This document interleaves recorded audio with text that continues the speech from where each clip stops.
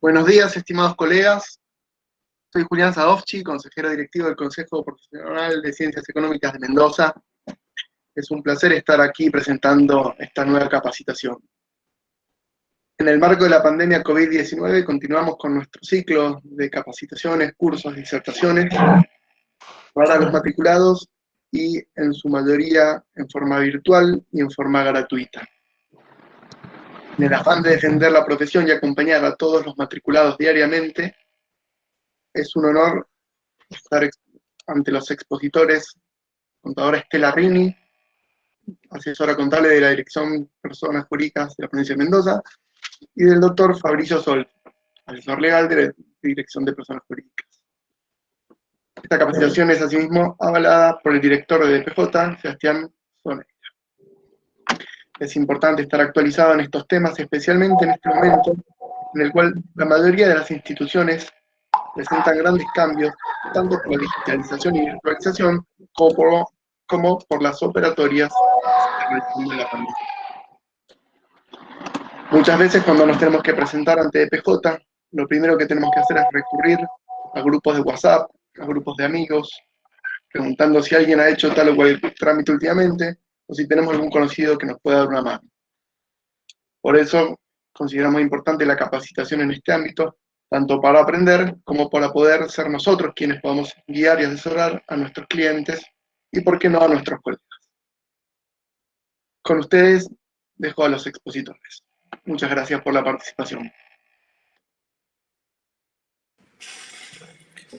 Bueno, muy buenos días a todos. Mi nombre es Sebastián Soneira y estoy a cargo de la Dirección de Personas Jurídicas y Registro Público de la provincia.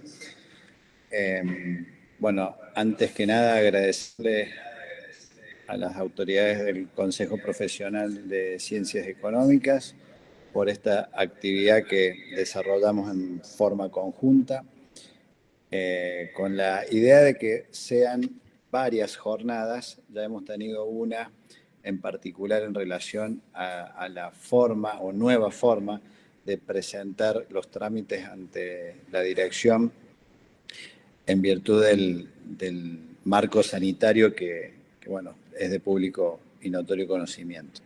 Y las restricciones respecto tanto del personal como del manejo del recurso papel y todas las nuevas herramientas tecnológicas. Estas jornadas tienen como objetivo un objetivo eminentemente práctico. Más allá de la cuestión técnica, la idea es que ustedes se lleven herramientas que les permitan efectuar, como bien decía Julián, los trámites con la menor cantidad de observaciones que sean posibles para tratar de que lo desarrollen en plazos razonables y sin ningún impedimento. Entonces, con ese objetivo que fijamos la primera jornada que tuvimos en el mes de diciembre, relacionada exclusivamente con la forma de tramitación, esta segunda jornada que tiene que ver con las entidades comerciales. A continuación van a exponer la contadora Estela Rini y el doctor Fabricio Solti, y el jueves de la semana próxima vamos a ver lo atinente a las entidades civiles. Van a exponer el y el doctor Franco Ponce.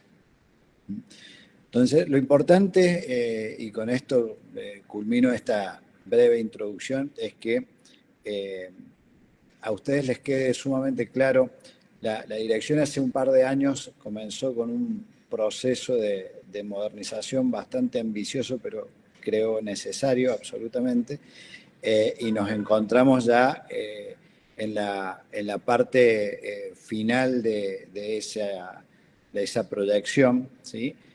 Pero como toda transición ha sido sumamente difícil, tanto para la administración como para ustedes. Entonces, bueno, desde ya agradecerles la comprensión que han tenido para con esta realidad. Sumado a ello, se dio lo de la pandemia por COVID.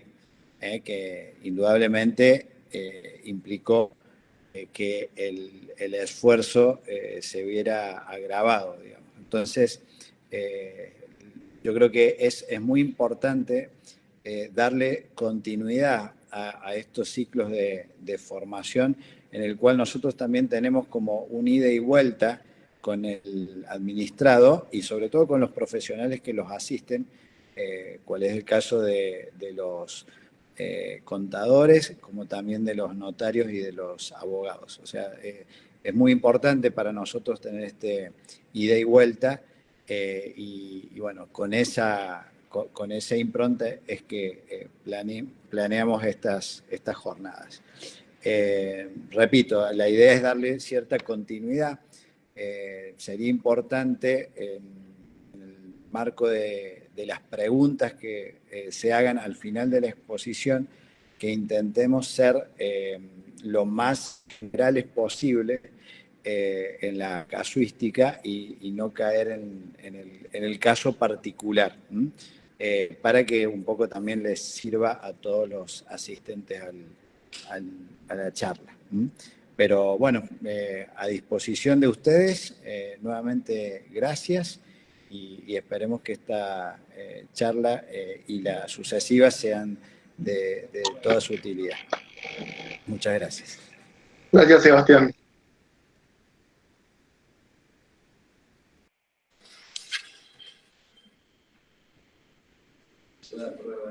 Buenos días nuevamente, no sé si me escuchan mejor ahora.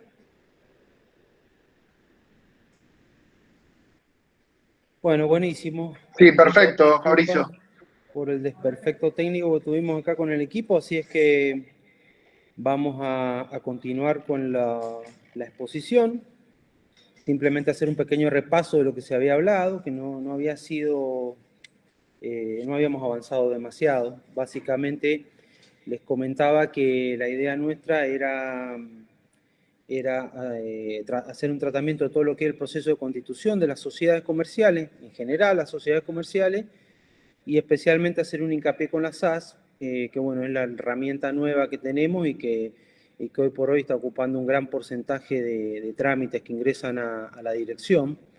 Había dicho que íbamos a hacer una descripción que no pretendía ser exhaustiva y descriptiva de todos los requisitos de constitución, sino que más bien apuntó a que sea más práctica, haciendo un repaso de todos los requisitos y haciendo hincapié fundamentalmente en los que, a mi entender, ocasionan mayor dificultad o generan algún tipo de observación por parte de la dirección. De esta manera poder ayudarlos y un poco acercarles criterios o visiones con los cuales abordamos el proceso constitutivo. Había dicho que en cuanto al instrumento constitutivo, que es el elemento fundamental que debemos presentar para la constitución de una sociedad, había que diferenciar dos tipos de instrumentos que ustedes deberían presentar. En el caso de la sociedad anónima es un instrumento público, una escritura pública, y en el caso de la SRL y la SAS pueden realizarlo por instrumento privado con firma certificada en forma notarial. Había referenciado como algo importante, que a veces es una cuestión no menor, pero que genera muchas observaciones, que es la fecha del instrumento constitutivo. O sea, tener en cuenta que para nosotros es importante la fecha, y la cual debe coincidir con el día de la certificación de la firma, porque entendemos que ese es el momento en el que queda perfeccionado el contrato. Este elemento de la fecha no trae inconveniente en la escritura pública por las mismas características del instrumento público, pero sí trae muchas dificultades con los instrumentos públicos, porque precisamente tiene una fecha el instrumento donde supuestamente comparecen los socios a constituir la sociedad, pero la terminan suscribiendo 1, 2 o muchísimos más días después. Es decir, que para nosotros es importante que coincida la fecha del instrumento constitutivo con el día en el que los socios suscriben el acta. Lo cual también se puede presentar el caso donde los socios suscriban en distintas fechas, por distintos motivos. Los socios pueden suscribir el contrato en distintas fechas. Ese caso también debe ser especialmente previsto porque precisamente el contrato queda perfeccionado en su totalidad cuando firma el último de los socios. Entonces es muy común advertir ese error donde no coincide esa fecha. Por lo tanto, eso siempre es objeto de observación y acarrea un sinnúmero de problemas muchas veces con algo que puede ser muy sencillo de solucionar o prever. Por otro lado, además del instrumento constitutivo, deben presentar y acreditar el aporte de capital, la publicación de edictos y muchas veces también es importante que acompañe la reserva de nombre. En lo que respecta al aporte de capital, hay que distinguir también en lo que tiene que ver con sociedades anónimas, SRL y SAS. Sociedades anónimas SRL deben acompañar, si hacen el aporte en dinero en efectivo, deben acompañar el plazo fijo. En este punto es importante también que ese plazo fijo sea el certificado de plazo fijo emitido por el banco. Ahora bien, hoy por hoy, y con la tecnología, el home banking y demás, la mayoría de los profesionales realizan los plazos fijos a través de Internet, lo cual también lo aceptamos, pero sí es importante que esté intervenido por la entidad bancaria. Eso es importante que lo tengan en cuenta. En lo que tiene que ver, como dije, con el aporte en dinero en efectivo, que debe serlo, como bien saben, con el 25% del capital. O sea, con el 25% del capital pueden realizar el aporte o es necesario y suficiente, y lo pueden acreditar de esa manera. Ahora bien, la salvedad viene con la SAS, porque la SAS, el criterio es bastante más amplio con el aporte, y no solamente puede realizarse a través del plazo fijo, sino también se puede acreditar no solamente con los gastos del aporte, que en ese caso de los gastos del aporte, es decir, con los gastos de constitución de la sociedad, sí es importante que pueda acreditarse en forma completa el aporte. ¿A qué me refiero con esto? No alcanza con decir simplemente que voy a realizar que acredito el aporte del 25% del capital con los gastos de constitución. Si yo tengo un capital de 40.000 pesos para una SAS, ese 25% me alcanzaría para acreditarlo con las tasas. En ese caso no habría inconveniente que puedan manifestar que realizan o que acreditan el aporte con los gastos donde la tasa ya alcanza para cubrir ese 25%. El problema es cuando tienen un capital mayor, donde con la tasa solamente no alcanza para cubrir el 25%. En ese caso van o deben acompañar comprobantes de gastos para poder cubrirlo, ya sea facturas profesionales de honorarios o los gastos que haya realizado la empresa. Ese punto es importante tenerlo en cuenta porque ¿qué quiero dejar claro? Que no alcanza con decir que vamos a realizar o acreditar el aporte de capital con gastos de constitución si esos gastos de constitución no están debidamente acreditados documentadamente. Es decir, que vamos a tener en cuenta las tasas retributivas, pero nosotros no podemos suponer el resto de los gastos, lo deben acreditar. Eso es importante saberlo en lo que tiene que ver con SAS. Por otro lado, en lo que respecta a la publicación de edictos, también es importante hacer la aclaración de que deben acreditar esa publicación con la publicación original, que puede ser la publicación que bajan de la página, por supuesto, pero sucede que muchas veces acompañan un texto que han publicado, supuestamente han publicado, y bueno, con eso tampoco alcanza. O sea, es importante tener en cuenta ese tipo de detalles para no generar observación. Hago hincapié en esto que venimos hablando porque precisamente son detalles que generan muchas observaciones, aunque parezcan obviedades, no lo son.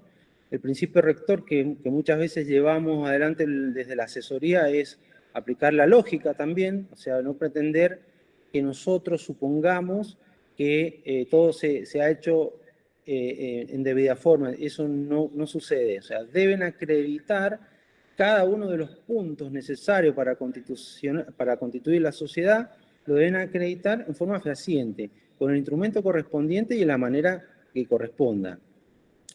Digo esto porque precisamente a veces nos piden muchas veces que interpretemos de tal o cual manera. Bueno, eso nosotros no podemos realizarlo. Sí, debemos nosotros ir controlando que cada uno de los pasos y elementos que deben aportar cumpla con los requisitos legales. Ya volviendo al tema del instrumento constitutivo, me gustaría hacer referencia a una serie de puntos que para mí son importantes y que muchas veces pueden ocasionar alguna dificultad, que va desde lo que son los datos de los socios que no pueden faltar, y esos datos de los socios, datos personales de los socios, deben estar en forma completa, ya sea en el instrumento de la escritura pública como en los instrumentos privados de constitución del resto de las sociedades, la SAS y la SRL. Importantes los datos personales porque no pueden faltar domicilio real, no solamente son los datos del documento, sino que además deben denunciar el número de quit del socio, deben aportar el estado civil y deben aportar de la nacionalidad. O sea, todos los datos personales del socio no pueden faltar. La profesión también es muy importante y muchas veces no lo colocan. Y eso hace que el instrumento sufra observaciones que podrían no estar. Importante es porque nosotros también tenemos la obligación de analizar cuál es la situación de cada socio y eventualmente poder ver si tiene o no algún tipo de incompatibilidad para constituir la sociedad. Por eso este punto que también es básico e inicial de una sociedad, como lo fue la fecha, genera demasiadas observaciones. Entonces es importante tener en cuenta ese tema también. En lo que respecta al objeto de la sociedad, directamente el objeto es un tema que podría dar lugar a una capacitación exclusiva de objeto. Hoy por hoy hemos venido trabajando mucho con ese tema de objetos. La idea nuestra es tener una visión un poco más amplia en lo que al objeto respecta, pero sin olvidarnos que siempre el objeto debe ser preciso y determinado. O sea, yo debo saber en forma precisa a qué se va a dedicar la sociedad, qué es lo que va a hacer, y no puedo suponer o redacciones ambiguas, abiertas, que dan lugar a un sinnúmero de actividades que generan una gran inseguridad referida al objeto en sí. También merece la distinción en cuanto al objeto, lo que sería las SAS de las sociedades anónimas o SRL. En lo que respecta a SRL y sociedad anónima, hago hincapié aún más en lo que tiene que ver con la precisión del objeto, precisamente porque, la ley lo prevé así, y además que son, entiendo yo, sociedades que tienen una distinción con la SAS. La SAS tiene una regulación especial, con una ley que abre la posibilidad a que esa visión de objeto sea más amplia. Pero volviendo a lo que es SA y SRL, sí hago hincapié en ese punto, que el objeto debe ser preciso y determinado. Y por otro lado, no deben olvidarse que también la Dirección de Personas Jurídicas tiene la facultad de revisar y abordar si ese objeto, con esa amplitud que se le pretende dar, guarda alguna relación con el capital. Esto es una posibilidad, no significa que estamos todo el tiempo evaluando si alcanza o no con el capital. Todos sabemos que en la coyuntura económica que tenemos, la verdad que eso sería hasta absurdo e imposible de realizar. Pero lo que sí hay que tener en cuenta es que yo no puedo tener un objeto de 20 ítems, de 20 actividades que voy a realizar y pretender hacerlo con un capital de 50.000 en una SRL o 100.000 en una SA.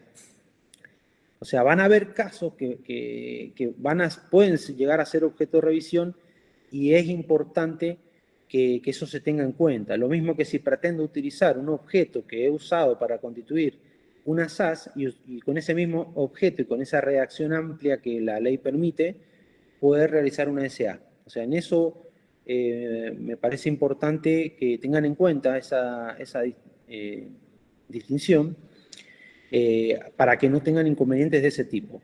Ahora, volviendo a lo que es SAS, el criterio es amplio.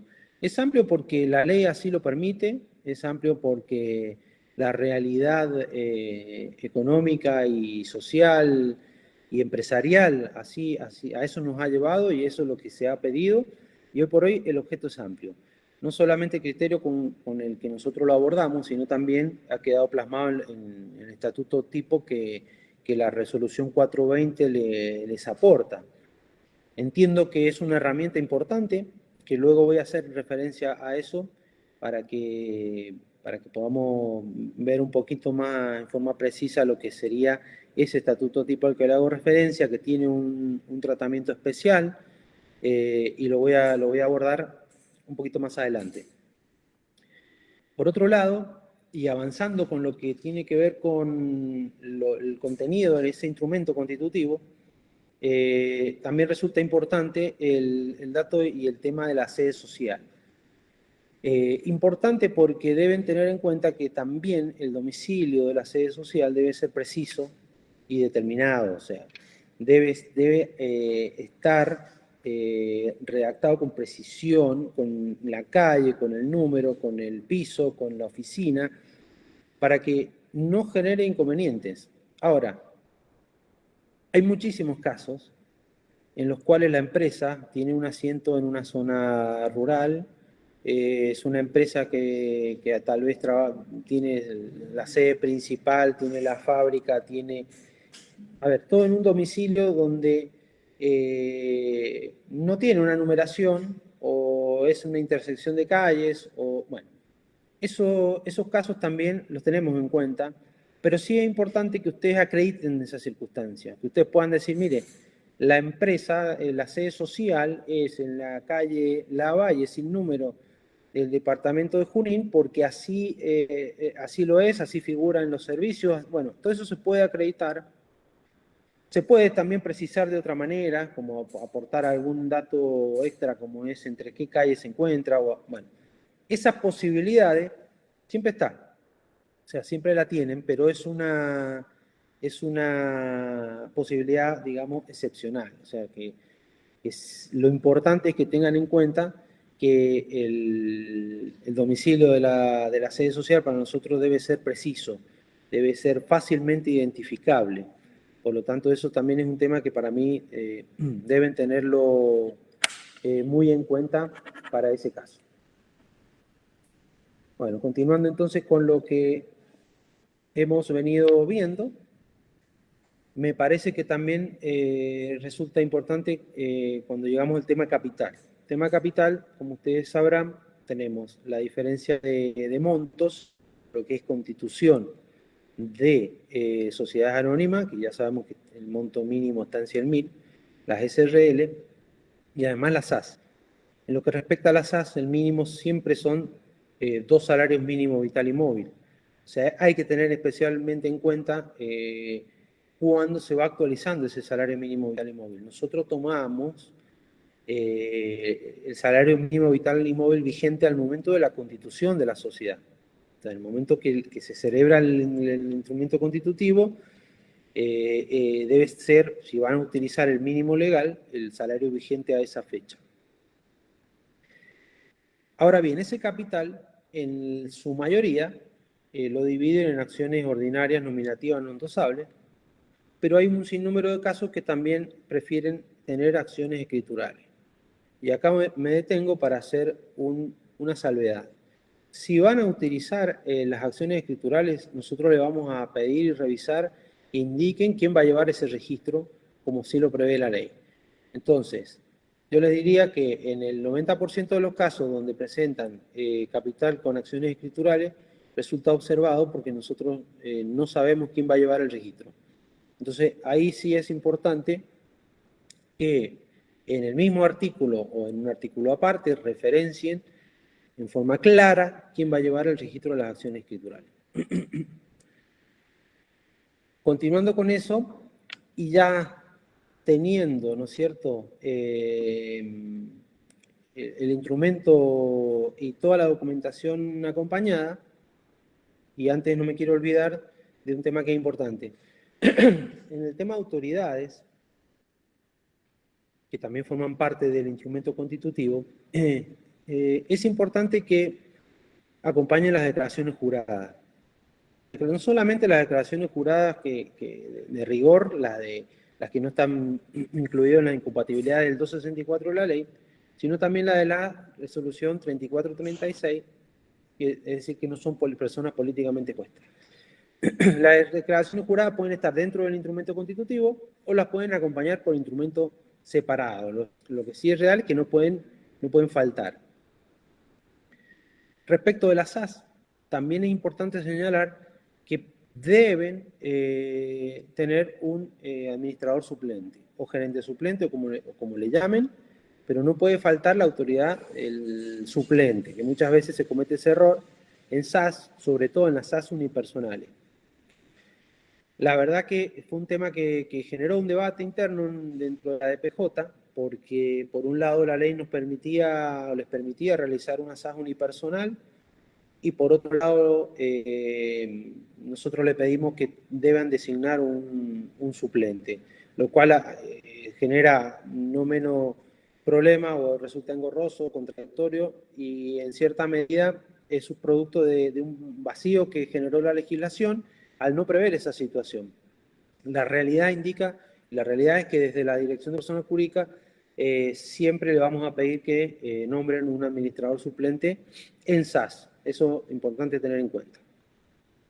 Les decía que una vez que ya ese instrumento constitutivo, con la acreditación del aporte, con la publicación de edicto y eventualmente con la reserva de nombre, es presentado y en caso de ser observado, se abre, digamos, un nuevo capítulo en este íter constitutivo, que es la subsanación de las observaciones. Bueno,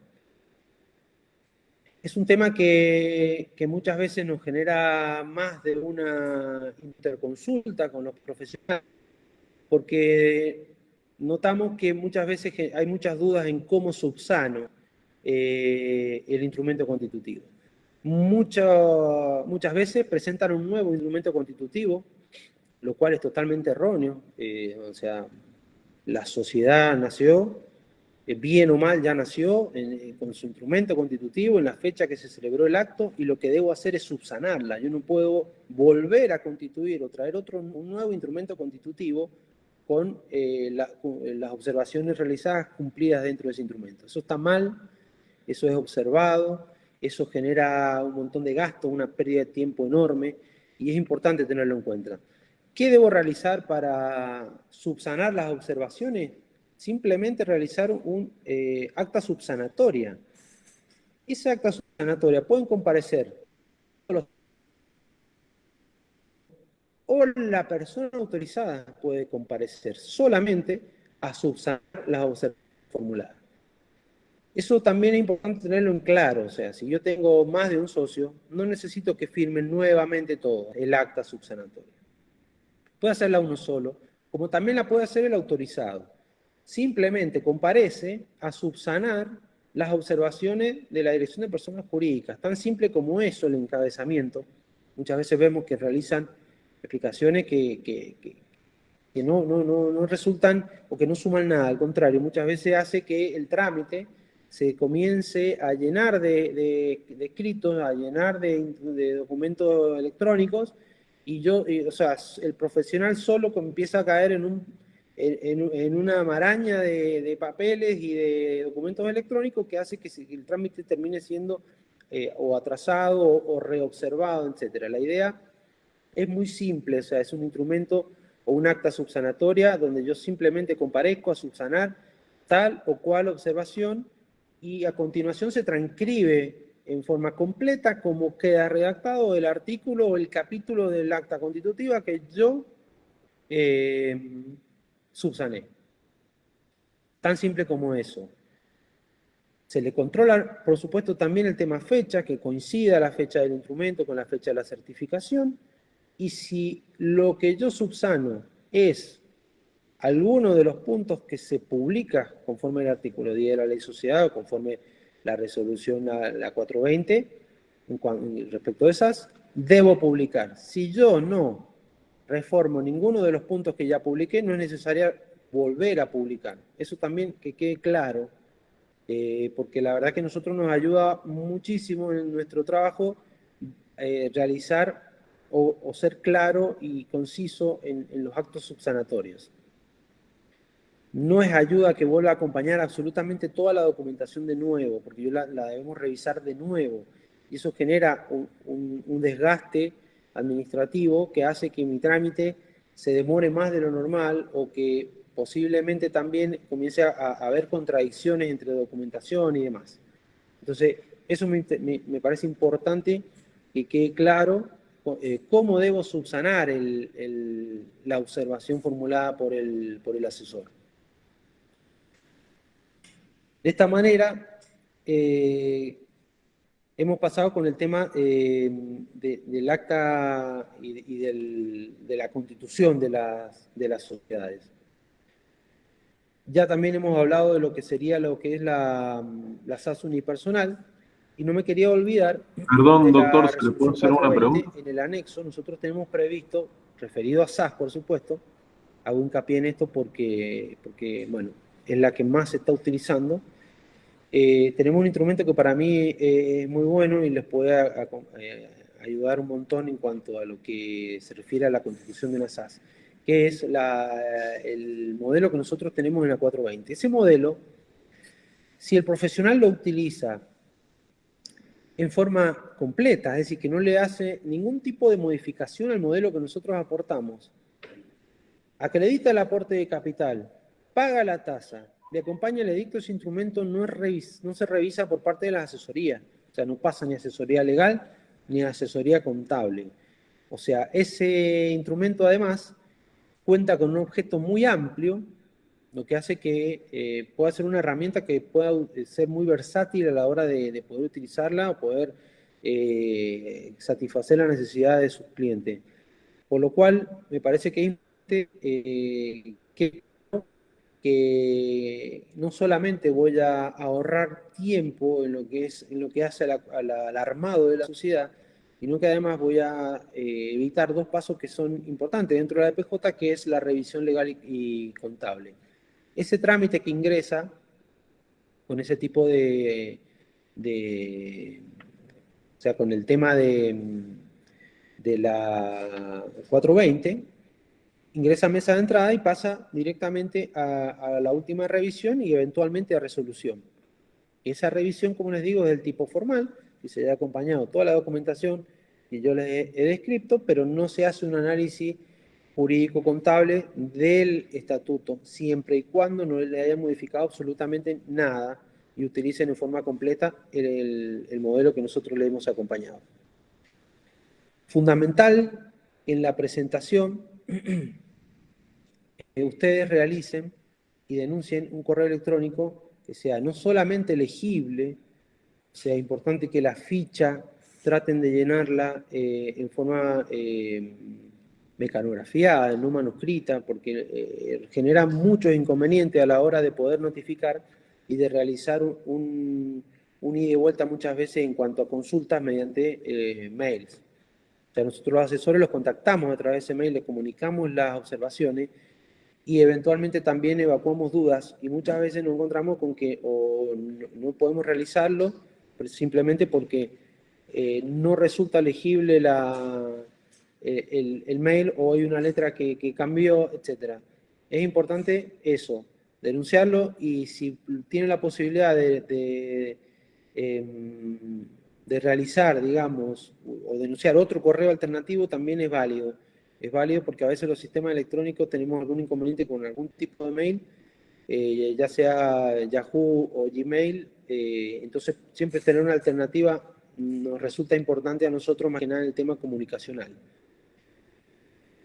A tener en cuenta las observaciones que nosotros atendemos vía mail, ya sea que las comunicamos o devolvemos, en ese correo es solamente para observaciones con el asesor.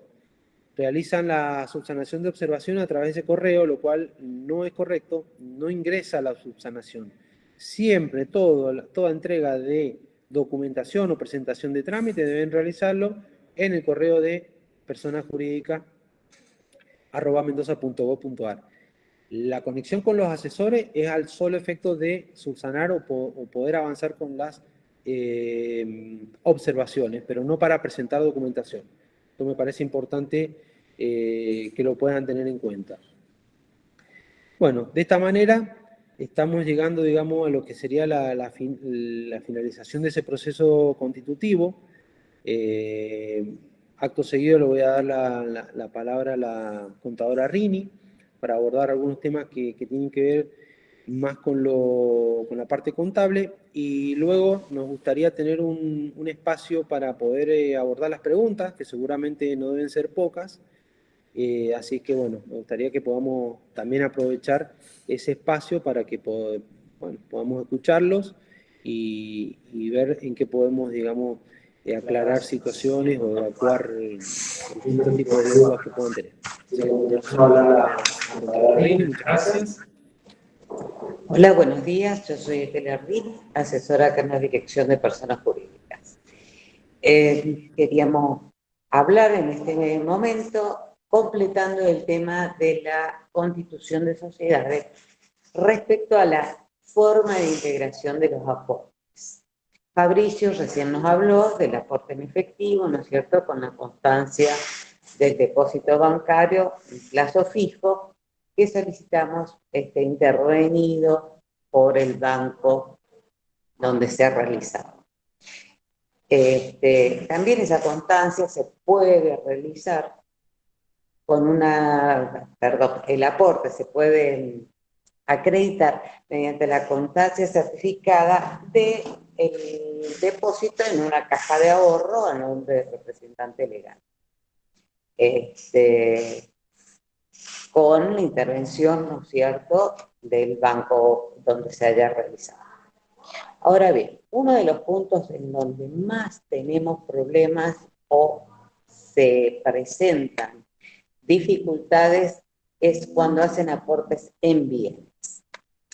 Si los aportes se hacen en bienes, se debe aportar un inventario firmado por los aportantes, por contador público certificante, intervenido por el escribano actual. Una de las normativas primordial a tener en cuenta es que el inventario debe ser anterior o concomitante a la constitución de la sociedad. Yo no puedo constituir algo si no sé qué es con lo que lo voy a aportar, ¿cierto? El inventario no puede tener una antelación mayor de 30 días y en estos momentos, en época inflacionaria, lo más lógico que sea lo más cercano posible al acto de constitución de la sociedad. En el caso que el inventario debe tener un detalle, ¿no es cierto?, de cada uno de los bienes, individualizado con una codificación conforme a las normas técnicas contables, con número, un código, como más les piensen que a futuro la sociedad le convendría llevar su inventario a la codificación de sus bienes. La evaluación de los mismos debe ser en moneda de curso legal y conforme a su probable valor de realización. ¿Qué tenemos que tener en cuenta? Que si yo, otro de los datos a poner es la cantidad. Si yo pongo 2 computadoras, tendré que poner precio unitario, precio total. Los bienes que tengan una codificación de fábrica, se sugiere que los incluyan en el detalle del bien. ¿Qué otra cuestión que tenemos que tener? Que todos los requisitos se compran conforme el tipo de bien, si son bienes registrables o no.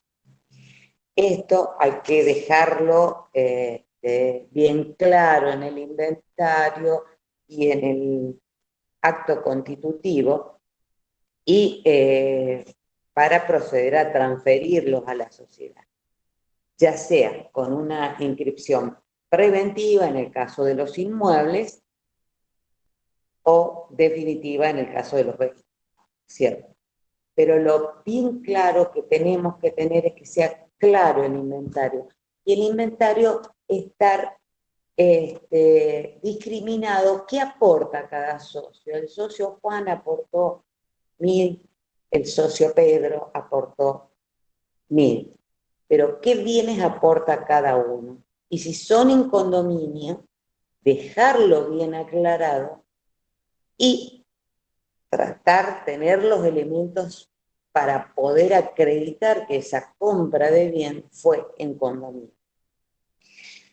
Además, en el inventario tenemos que dejar bien claro que los bienes forman parte o no de un fondo de comercio o empresa en marcha.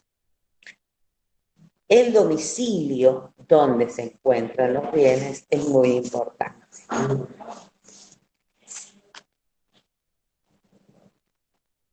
Esa declaración jurada, ¿no es cierto?, de los aportantes, de que el bien forma o no parte de fondo de comercio o empresa en marcha, es bajo percibimiento de lo dispuesto por la ley de transferencia de fondo de comercio.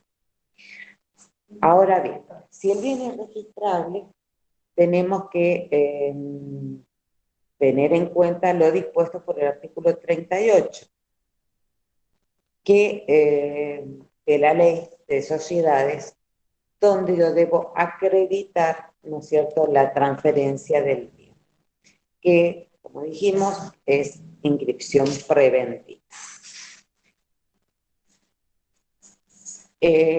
Los casos de los bienes de los vehículos, es muy importante acreditar también la titularidad del dominio del aportante a la fecha de constitución.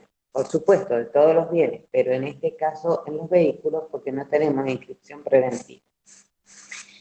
Bueno, también tenemos otras formas de acreditar, ¿no es cierto?, de hacer la integración de bienes del capital suscripto, pero puede ser, ¿no es cierto?, si se van a hacer el aporte de un fondo de comercio, deberán previo cumplir toda la normativa que dispone la transferencia de un fondo de comercio, con los datos, ¿no es cierto?, de un inventario resumido, firmado por contador, el informe del contador, el origen y contenido de los rubros, ¿no es cierto?, del inventario, los criterios de evaluación empleados y su justificación, la existencia de saldos, digamos, si es un fondo de comercio, socios, etcétera, que es lo que va a pasar, y la discriminación del aporte por relación a la totalidad del patrimonio aportado. Si se aportan participaciones sociales, ya sean cuotas partes o acciones, deberá tenerse previsto todo lo que ha dispuesto la ley de la sociedad en el artículo 31, 32, 33. Si se hace el aporte, es más raro que esto suceda, con créditos, se justificará con la titularidad del crédito conforme sea su naturaleza, con la debida constancia en el instrumento constitutivo, con un informe de contador público indicando el concepto y origen de los créditos y si existen actualizaciones y no. Y hace falta presentar la acreditación de la notificación al deudor cedido. Si los aportes se integran, ¿no es cierto?, entonces dijimos, bien, el primer punto que tenemos acá es que siempre los inventarios, a mí me cuesta entenderlo a veces, el error al confeccionar un inventario. Debe ser muy claro el detalle de los bienes, la identificación. Supongan que la dirección tiene la facultad de ir a revisar si esos bienes existen o no. Por eso es importante.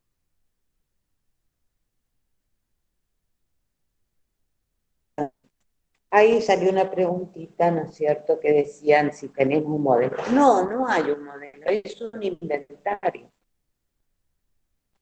Donde pongo el detalle, codificación, repito, codificación, detalle del bien, cantidad, detalle del bien, cantidad, detalle del bien, precio unitario y precio total.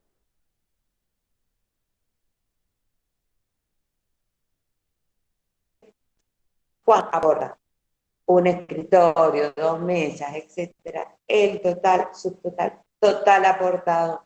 Así es la forma de hacer el inventario. No tenemos modelo. Bueno, ¿qué otra cuestión es la integración del capital? ¿Qué más puedo tener? Dicen que no se escucha, yo le he puesto al máximo el volumen.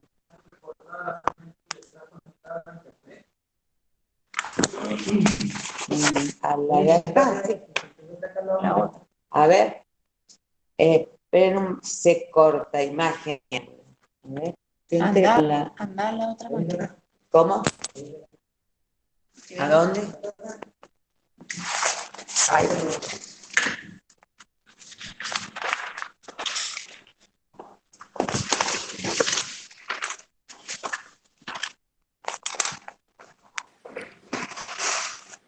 Bueno, seguimos por este. Bueno. Ahora se escucha, chicos. Ahora.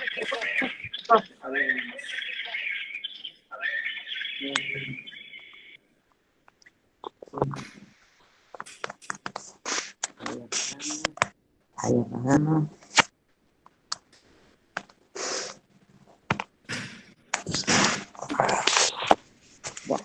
Bueno, sigan. ¿Qué otro tema? A continuación, ¿no es cierto? También toda la integración se puede hacer con títulos, valores, títulos de crédito, etcétera. Que esos deberán presentarse con un inventario que deberá realizarse, ¿no es cierto?, conforme la cantidad de bien del título o acción que se va a aportar, ¿no es cierto?, con una clara identificación de los mismos. ¿Qué evaluación? La evaluación, ¿cómo la voy a justificar? En el caso de tratarse de títulos valores, ¿no es cierto?, que cotizan en bolsa, se deberá justificar con el valor anterior al día, el valor que tenía en bolsa anterior al momento de la constitución de la sociedad.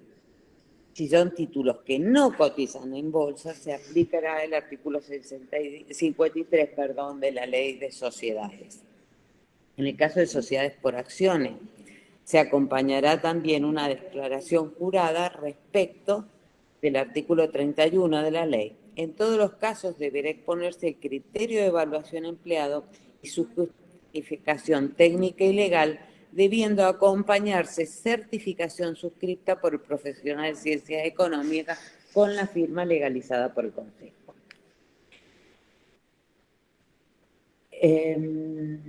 ¿Qué otra cuestión?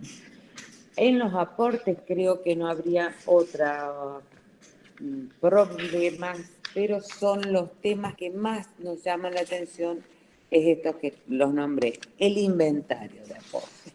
Así que, por favor, presten bien atención a la confección del inventario, que por supuesto tiene que estar certificado por la firma legalizada por el Consejo.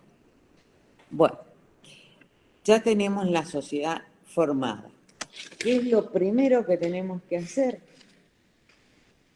Después, con la sociedad ya conformada, una vez que salió la resolución, la presentación para su rúbrica de los libros societarios.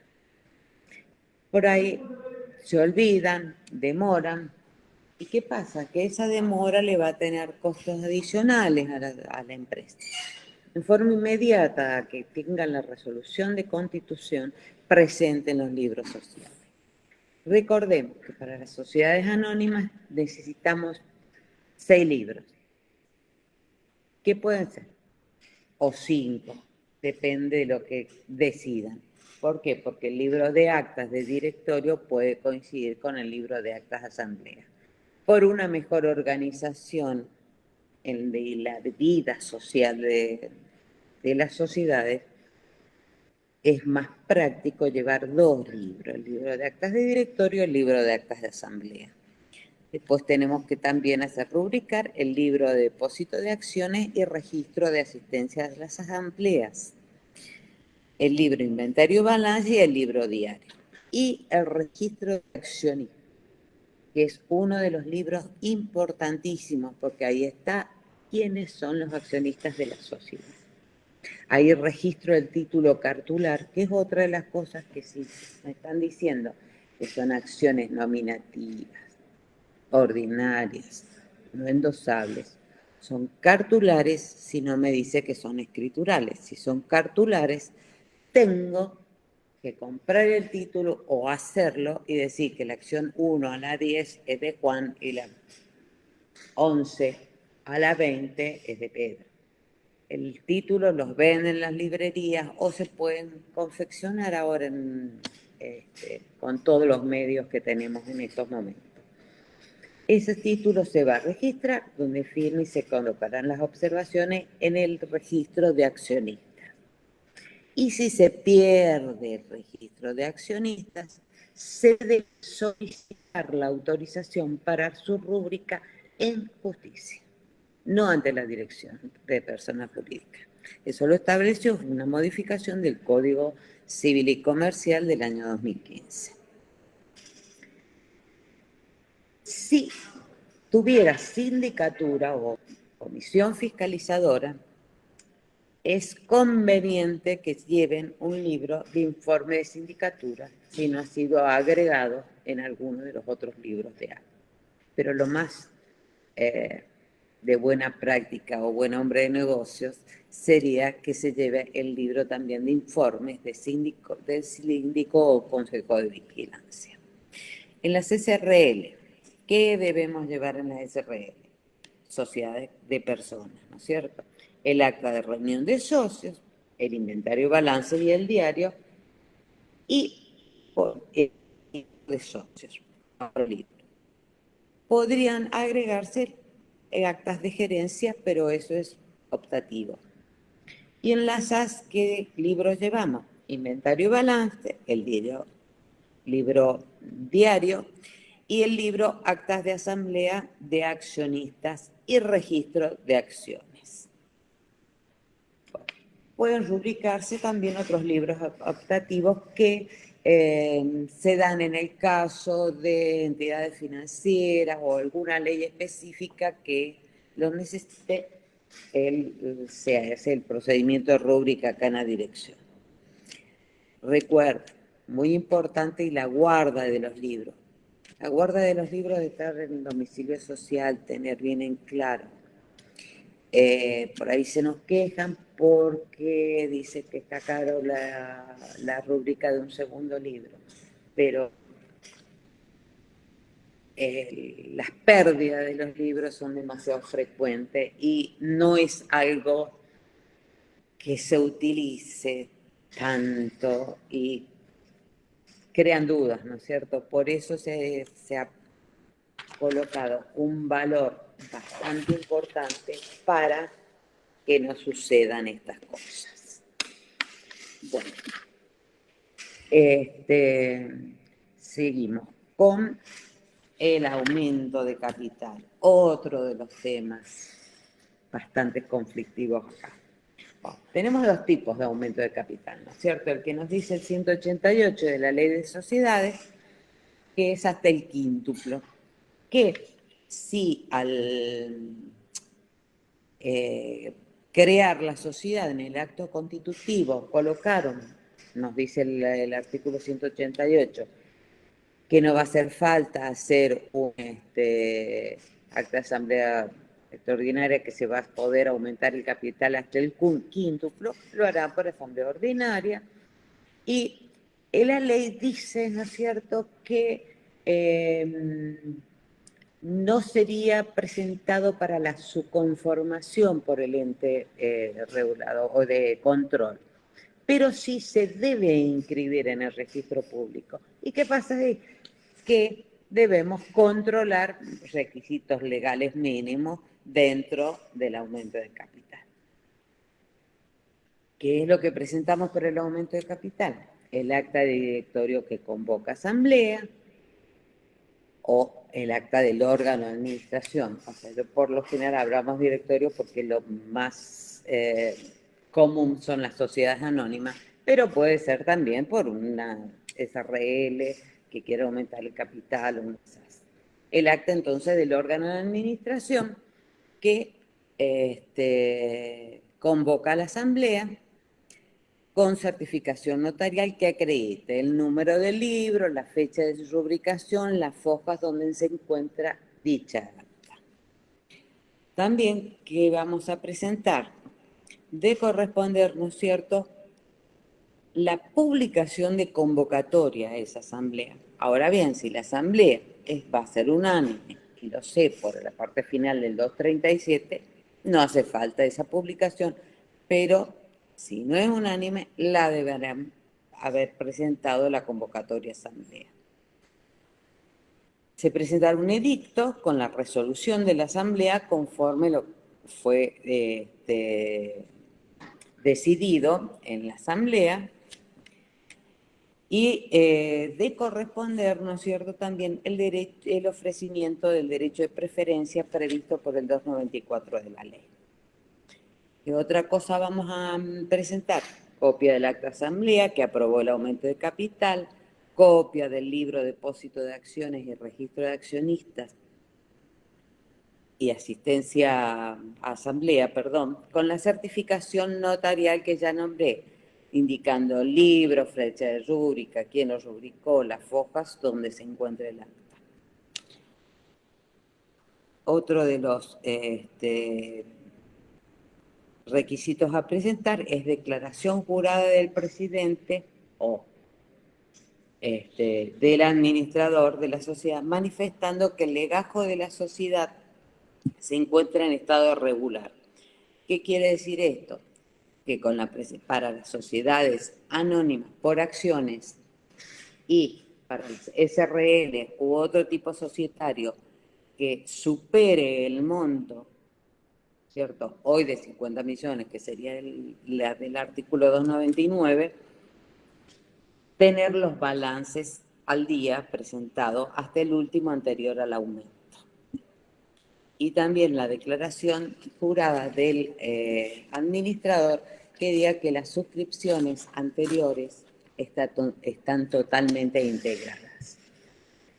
También deberán presentar una certificación contable de la registración del capital social aumentado con detalle de número y tipo de libro, fecha de rúbrica, la foja y demás detalles de los asientos contables relativos al capital aumentado, identificando, por supuesto, la fecha de los mismos y el pago de las tasas.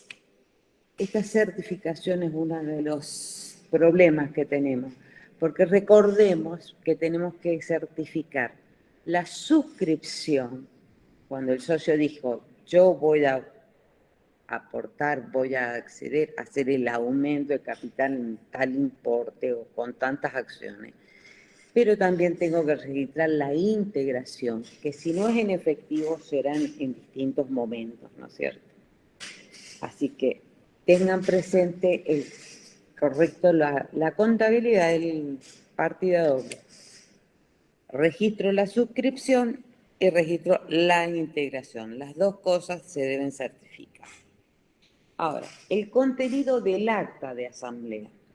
En el acta de asamblea tenemos que tener la coincidencia exacta, ¿no es cierto?, de las personas que están presentes con sus respectivas tenencias y participaciones, con lo que dice el libro, depósito de acciones y asistencia a asamblea, ¿cierto? La aprobación explícita del aumento de capital con indicación del capital inicial o el que tengo inscripto, el monto del aumento y cómo quedaría conformado el capital después del aumento, expresado siempre en moneda de curso legal. En este tema vemos que hay sociedades antiquísimas que no han tenido movimientos, más se da en las SRL que en las sociedades por acciones, pero siguen existiendo y tienen monedas que están, o sea, está el capital en pesos argentinos, en moneda nacional, en australes, y tenemos que hacer la modificación y verlo, y no tomar que los 3.000, los 1.000 pesos son pesos de hoy, no son moneda de curso en el día de hoy, porque nunca hicieron ningún tipo de modificación. Dijimos entonces que tenemos que identificar bien quiénes suscriben con mención del nombre, ¿no es cierto?, y documentos del socio o del tercero, porque puede haber aportes de terceros, ¿no es cierto?, o de un proveedor que pasa a ser esa deuda como capital de entrar como socio de la sociedad. En el caso de personas jurídicas, por favor recuerden incluir todos los datos de la inscripción de la sociedad. También hay que ser claro en la cantidad y características de las acciones que se derivan de esta suscripción del aumento de capital. En el acta también debe constar la manifestación expresa, ¿no es cierto?, del derecho de preferencia y de acrecer, y en su caso la identificación de los accionistas que renuncien a ese derecho en cumplimiento del artículo 197 de la Ley de Sociedades. Y el modo de integración del aporte.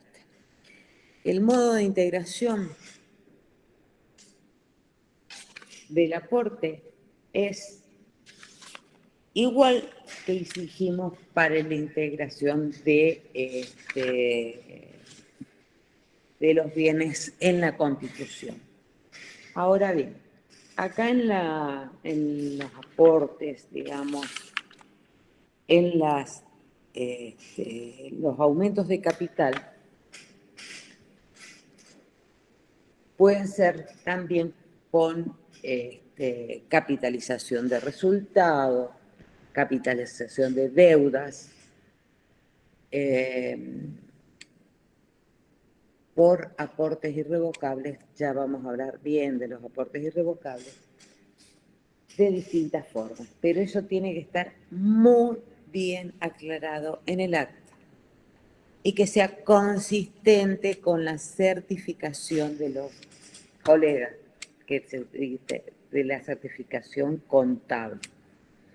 Si el aumento, sigamos, es superior al quíntuple, la presentación es exactamente igual, será por asamblea extraordinaria, pero con los mismos requisitos que recién mencioné. Además, lo que sí tendrá que hacer es presentar un estatuto depurado con la modificación, ¿no es cierto?, del artículo de capital. Bueno, aportes irrevocables. Los aportes irrevocables es una figura, ¿no es cierto?, que se crea, que se usa, porque la sociedad necesita expandirse en una forma rápida y para hacerlo, ¿no es cierto?, puede pensar que va a demorar mucho el trámite de aumento de la inscripción del capital en la dirección acá o en el registro que esté inscripto, pero ¿cuál es el problema? Que olvidan que el aporte irrevocable es algo muy específico, que como su palabra lo dice, es un aporte irrevocable con vistas a aumentar, ¿no es cierto?, el capital de la sociedad por necesidades de la sociedad para paliar el pasivo, o sea, si tengo resultados no pérdidas y el patrimonio neto me da negativo. Para presentar por los aportes de capital, ¿no es cierto?, se debe acreditar una copia certificada por escribano público de un acuerdo escrito. Cuando se realiza el aporte irrevocable, se debe hacer un acuerdo escrito entre el aportante y el directorio o el órgano de administración, en el que deberá contar el plazo durante el cual el aportante se obliga a mantener el aporte y dentro del cual se deberá celebrar la asamblea de accionistas para decidir su capitalización o restitución, no pudiendo exceder ese plazo en 2 años, desde la celebración del acuerdo. Que el destino del aporte es su futura conversión en acciones.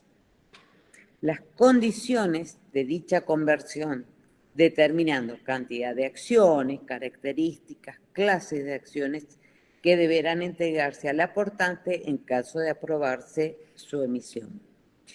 El no devengamiento de intereses sobre el monto aportado, la sujeción de la restitución del aporte al régimen de oposición de acreedores en los casos en que se decide no hacer el aumento, y constancia del pago de impuestos desechos ante ATM.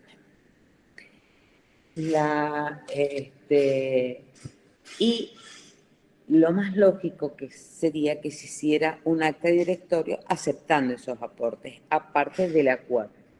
El acuerdo puede estar dentro del contenido con todos los detalles dentro del acta de directorio, que es lo que se llevará a sellar a renta.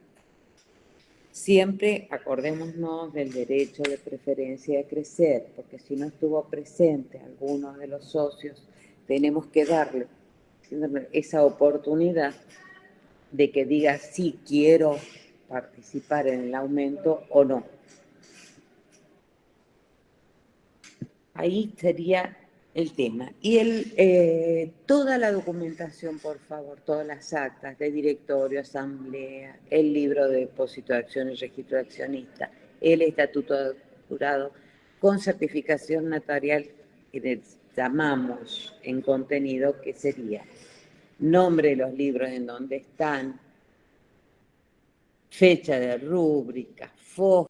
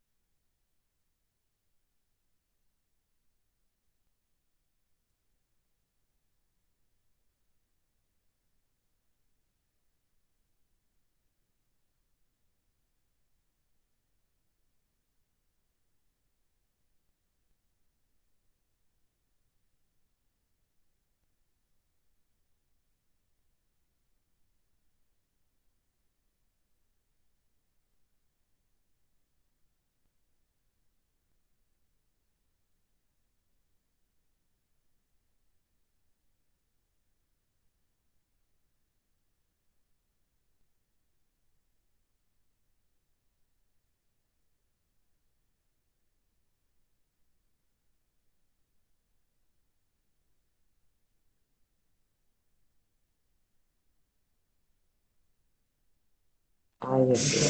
Hola.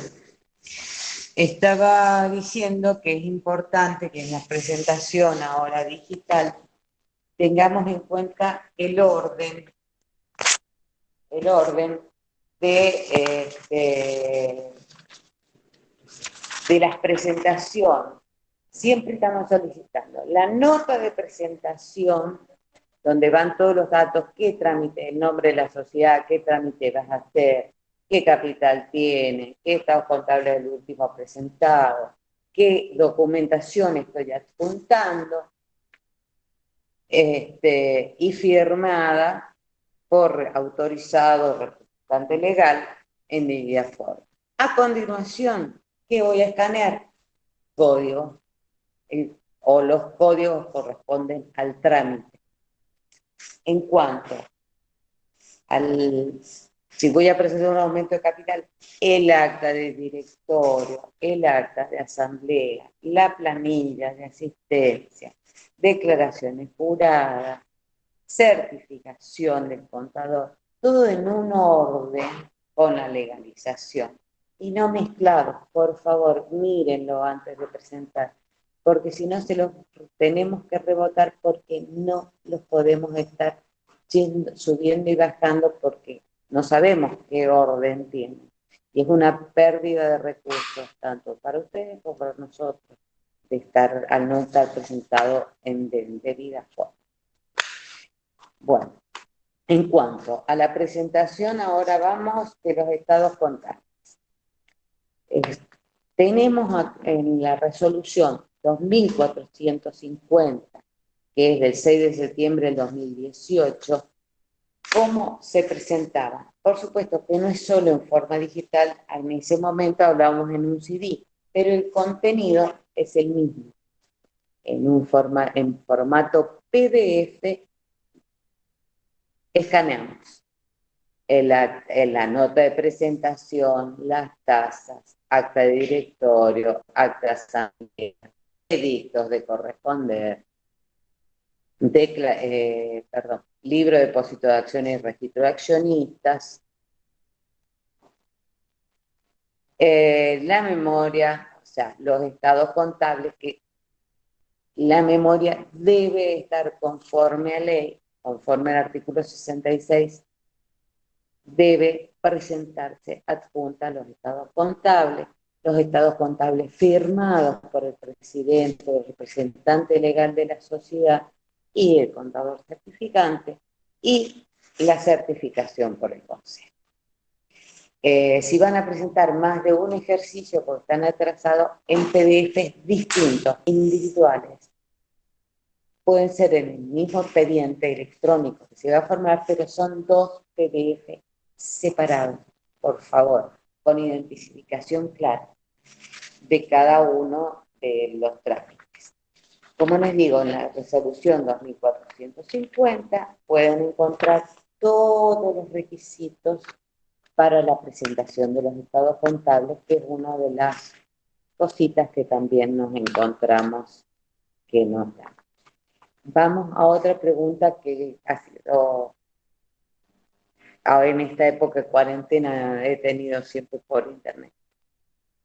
¿Quiénes deben presentar estados contables ante la Dirección de Personas Jurídicas? Las sociedades por acciones y las sociedades, las CAR, CL, SA, etcétera, que tengan un monto de capital social superior al indicado en el inciso 2 del artículo 229. En el día de hoy, 50 millones de pesos. Esas serían las obligadas a presentar estados contables. Las del 299, capital mayor de 50 millones al día de hoy, y las sociedades por acciones, cualquiera sea. Las SAS no, por eso estoy diciendo, sociedades por acciones, que dice la antigua ley impositiva, no incluye a las SAS. La SAS solamente si tiene más de 50 millones de capital. Otra cuestión que me quedó en el tema del aumento de capital es que si es una sociedad unipersonal, debe acreditar el 100%. Si es una sociedad de capital, por favor, en el aumento de capital, y esa sociedad es unipersonal, deberá acreditar el 100% de la suscripción. Eso a tener en cuenta. Acabo de ver que dice que no se escuchó si las SAS presentan o no estados contables. No, las SAS no presentan estados contables, salvo que tenga un capital mayor a 50 millones de pesos en el día de hoy, al día de hoy, y lo que disponga en el futuro conforme el artículo 299, inciso 2. Bueno, creo que estarían todas las... ¿Cómo? No te escuché. Sí. No, a mí me gustaría aclarar respecto del aporte de capital que mencionaba la contadora en la constitución de la sociedad. Cuando hacen el aporte en bienes inmuebles, es importante que tengan en cuenta que nosotros le vamos a pedir la inscripción del artículo 38, la inscripción, como bien dijo la contadora, la inscripción preventiva. Ahora, en el caso de las SAS, el inconveniente que se genera es que la inscripción preventiva de las SAS les va a salir provisional por 180 días en el registro, pues le van a pedir la quit. Cuando van a pedir la quit provisional a la FIP tengo entendido que no se los está dando a las SAS. Entonces ahí van a tener un inconveniente importante si pretenden hacer una SAS con aporte inmuebles. Entonces eso ténganlo en cuenta, pues van a quedar encajados, por así decirlo, con la FIP al no poder sacar la quit, no poder obtener la inscripción provisional, la preventiva. Eso en cuanto a SAS. Ahora, en cuanto a las sociedades anónimas SRL, tengan en cuenta que esa inscripción preventiva nosotros le vamos a pedir que esté definitiva. O sea, no alcanza que esa preventiva quede provisional por 180 días. Eso es un detalle importante porque muchas veces está la inscripción en el registro del inmueble aportado, pero está provisional por 180 días porque le falta algún requisito, entre los cuales puede estar o la quit o algún otro requisito de forma de la inscripción. Así que eso sí tengan especialmente en cuenta, que para SA, SRL, la inscripción preventiva del 38 debe ser definitiva, no puede estar provisional. Y para SAS tengan en cuenta que van a tener dificultades para tramitar esa inscripción preventiva en el registro porque les va a salir siempre provisional y la FIM, tengo entendido, no está dando acuita, así que eso es un detalle importante para tener en cuenta. Así que bueno, habiendo terminado lo que sería la exposición jurídico y contable, sería bueno que pudiéramos avanzar con algunas preguntas y bueno, poder aprovechar también esta instancia con preguntas de ustedes. Ya, por eso acá estamos de las aguas de los libros. Lo que pasa que no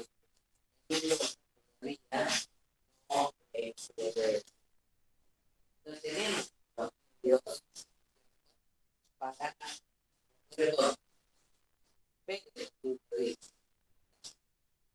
por el momento no.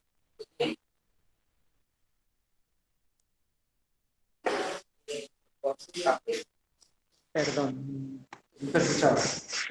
Bueno, dijimos entonces que por el momento en Mendoza no tenemos para poder controlar todo lo que significa llevar, que la sociedad lleve en libros digitales. Preguntaban si las SAS pueden llevar libros digitales.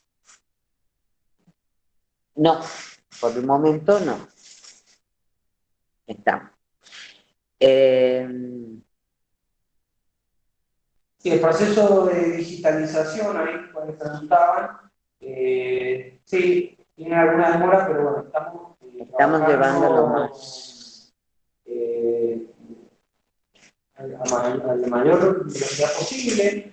Hay momentos que ese proceso avanza más rápido, momentos que demora un poco más, pero estamos a buen ritmo y creo yo que este año el objetivo es poder regularizar, incluso poner al día todo lo que sería un proceso de digitalización.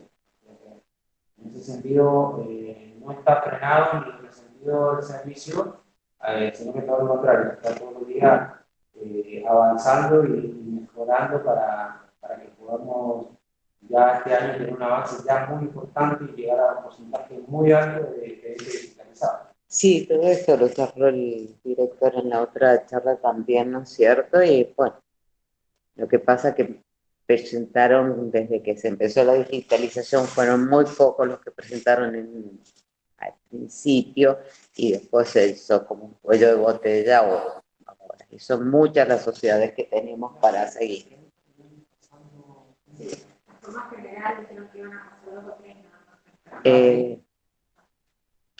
Sí, ahí se me fue una pregunta que preguntaban si el contrato del SAS tenía que estar sellado por rentas. El contrato de constitución recién lo hicieron.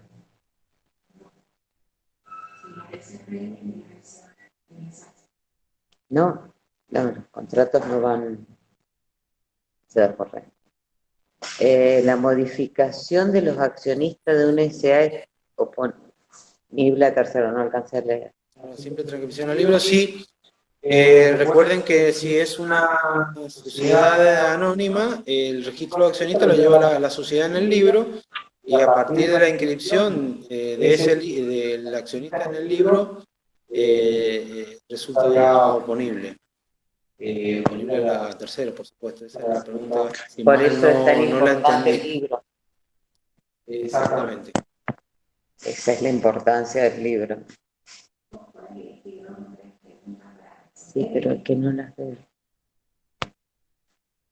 Se me fue la...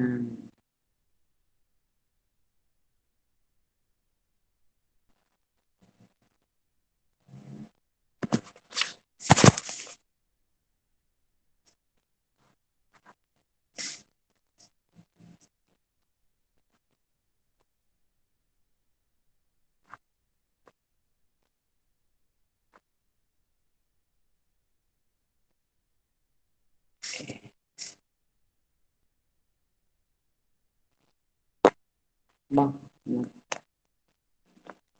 Bueno, acá estoy viendo otra pregunta. En caso de que en una SAS, dos socios, uno de los socios le quiera vender toda su parte al otro socio y tomar una SAS unipersonal.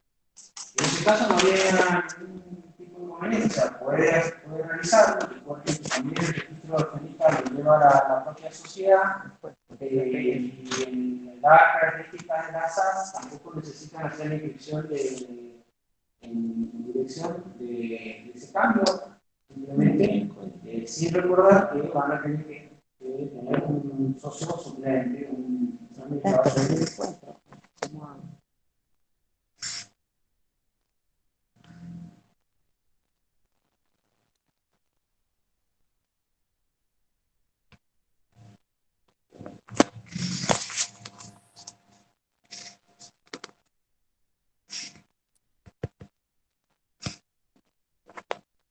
No sé.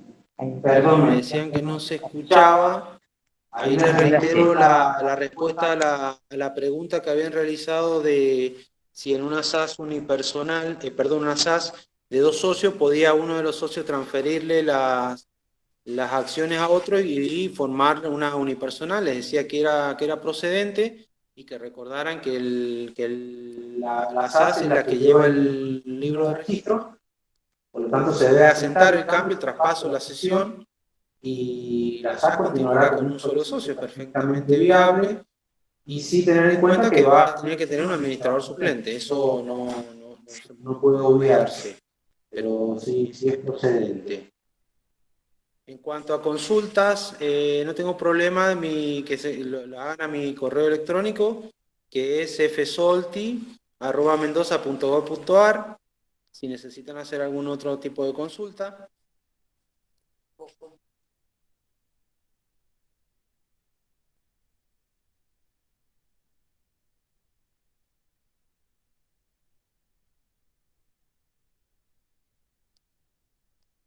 Respecto a la pregunta que dónde pueden ver las observaciones, siempre las observaciones son comunicadas por el asesor al correo electrónico denunciado por ustedes. Con ese asesor van a poder evacuar las consultas que tengan que ver con el trámite que están llevando adelante. Así es que esa es la manera que tienen ustedes de saber o cuál es el asesor que está llevando adelante el expediente, por si tienen duda o consulta. Y fundamentalmente es importante, ¿no es cierto?, que los correos sean de Gmail. Es importante, decía, que los correos que ustedes dejen sean de Gmail o Yahoo. Hotmail puede haber un poco de problemas. Y miren los correos todos los días, porque es una buena tema. Una vez que presentaron un tema, mírenlo a los 2 o 3 días, seguro que ya tienen una notificación. Así que, y miren también que puede estar en spam.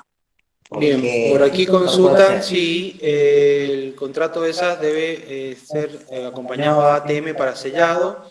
No lo estamos pidiendo, o sea, directamente no hace falta porque están exentos. Así es que en eso tenganlo en cuenta. En el caso también me preguntan si en la SAS unipersonal el administrador suplente tiene que ser un tercero que no es socio. Sí, en ese caso sí, si es unipersonal es un tercero. Y si no es unipersonal, también puede ser un tercero. O sea, no hay inconveniente. O sea, el cargo del administrador puede o no coincidir con un accionista de la sociedad.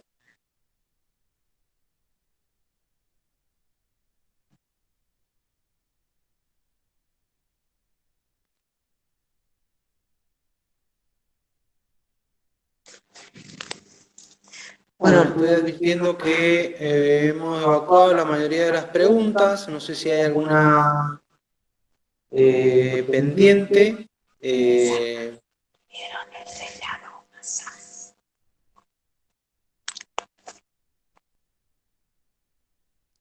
El correo, se lo repito, es fsolti@mendoza.gov.ar. El mío es rrini@mendoza.gov.ar.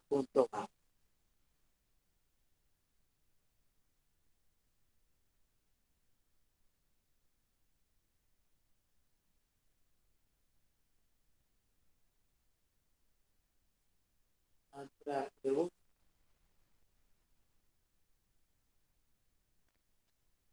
Bueno, si no existen más preguntas pendientes, damos por finalizado entonces esta capacitación. Desde ya agradecerles a todos la presencia. Y bueno, siempre vamos a estar abiertos a las sugerencias y a intentar, ¿no es cierto?, a acercarles herramientas para poder realizar más fácil la tarea de todos los profesionales. Así que bueno, agradecerle al consejo, agradecerle a todos la presencia y bueno, enviarles un saludo desde acá de la Dirección de Personas Jurídicas. Bueno, Fabricio, Estela, muchas gracias. Mi correo porque veo que me lo habían pedido, es rini, RINI, @mendoza.gov.ar. Gracias a todos y a los consejos. Espero que les haya servido. Hasta la próxima. Estela, Fabricio, desde el Consejo les agradecemos mucho la participación y la buena predisposición para todas las preguntas y bueno, continuaremos próximamente con otros temas que vinculan a los contadores con DPJ, así que bueno, un saludo grande y a seguir trabajando. Muchas gracias. Hasta luego.